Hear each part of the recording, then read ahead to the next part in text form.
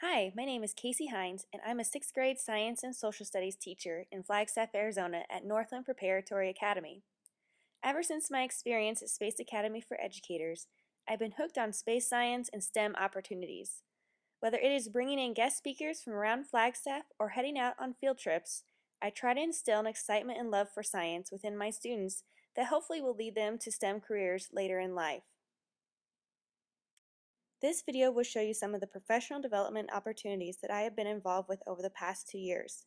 It will also show some of the amazing space resources that we have here in Flagstaff, such as the 100-year-old Clark Telescope at Lowell Observatory to the Apollo artifacts from the trainings of the astronauts at the USGS.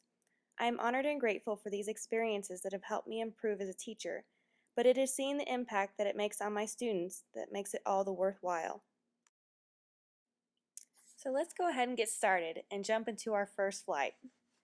Not with the birds. Let's go 0G. This past summer, my team and I were accepted to participate in NASA's Teaching from Space Reduced Gravity program. It was a lot of hard work, but it was definitely well worth it. The topic that we chose to investigate were bubbles. The students wanted to see if they would last longer at zero gravity compared to gravity. We thought we had everything going well with camcorders and everything set up, but unfortunately we did have a couple glitches. So this is what I would like to test on the Teachers from Space program. We would like to see if our bubbles would be able to last longer in the 4 minutes of zero gravity compared to the 12 to 18 seconds on the zero gravity plane. We are pretty sure that our hypothesis was correct, that the bubbles would last longer in zero gravity. However, every time we would come out of zero gravity and go into hypergravity, all the bubbles would hit the floor, and we couldn't officially test how long the bubbles lasted in a weightless environment. This is still a question that our students would love to get answered.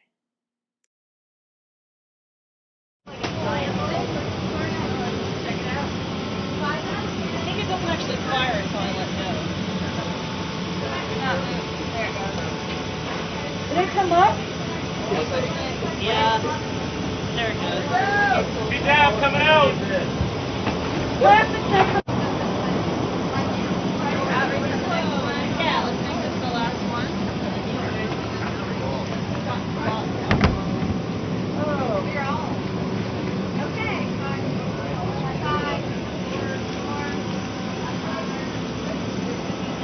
Alright, coming out, be down! Even though we didn't accomplish all of our goals, we came away with great friendships, great networking, and we had the time of our life. After this experience, I actually headed on to more NASA opportunities throughout the summer. One was going to Dryden Flight Research Center for the Ares program, so I was able to see some really neat scientific aircraft that's able to conduct research. This included Sophia, and then after that, I was able, through the NASA Explorer School, head to the Goldstone Radio Telescope for a week long of training on how to use the telescope and how our students will be able to use the telescope. My students have actually already collected data on quasars this year. These are my 5th graders, and what we're doing now is we watch the NASA Now videos. Every week there's a new one. I think every Wednesday it comes out. So that's what we do. After recess, we come in, let them chill out, let's watch some NASA Now. Another amazing opportunity that I was able to participate in was the NOAA Teacher at Sea program. This was a long-term commitment of 3 weeks out at sea in Alaska in the Inside Passage, using sonar to map the seafloor. I was on board the ship the Rainier, which is a hydrography ship. It was an amazing experience to see how math, science, and technology are used every single day in many different jobs within the ship. While I was at sea, I had to keep a blog to keep in touch with my students because I was gone from mid-September to the beginning of October. Even though I was gone, I was able to share with them what I was able to do every day with the scientists, with the crew, and with the technology on board the ship. It was an amazing opportunity that I will never forget, and is actually the one that has created the biggest impact on me as a teacher and as a person. Of course, from all these opportunities, it's what you can do in the classroom.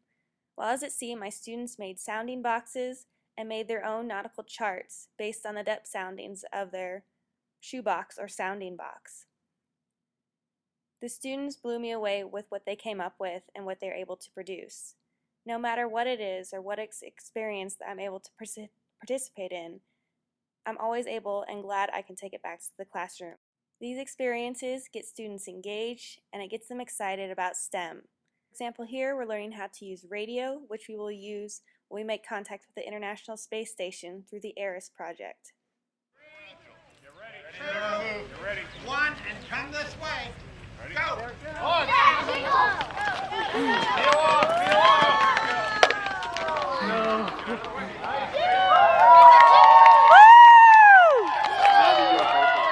This program is called the Changes in Altitudes program. The students design their own payloads, which includes a time-lapse camera with various sensors that they must build themselves and attach to a weather balloon. Once we track the balloon using GPS, the students download the data, analyze it, and we share with the school. It's an amazing program that makes a huge impact on the students. One of the best parts about this program, besides seeing all the data that they get to collect at 90,000 feet, are the images that their camera collects at that altitude. They're absolutely breathtaking and stunning, and it leaves a lasting impact on the students. My hope is that experiences like these can help excite and motivate students to keep pursuing science throughout their academic career. Other amazing science opportunities that happen in Flagstaff are when the NASA Desert Rats get to come out and test their equipment.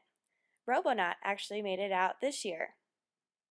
Students are actually able to meet and talk with astronauts and scientists and engineers when they come out to these opportunities.